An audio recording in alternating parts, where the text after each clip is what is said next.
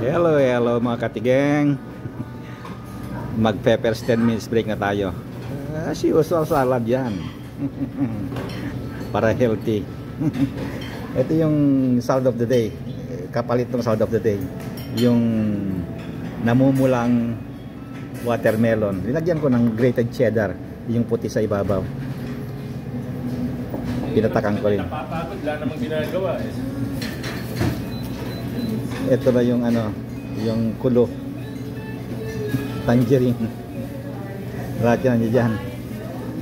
Pati yung itlog mo, andyan yung itlog mo. Ayan, huwag mo nang hanapin yung itlog mo andyan.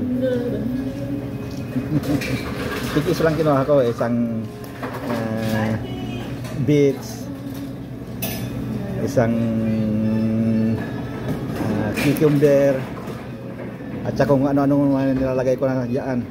Mga buto-buto, may croton din, yan croton. Kaya pa namang nguyain yung croton eh.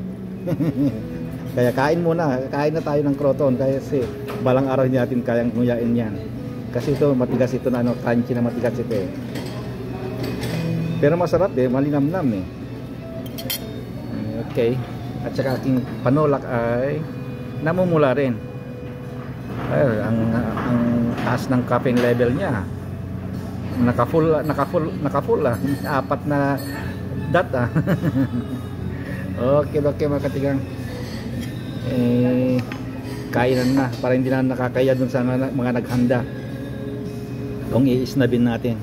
Okay, bye-bye.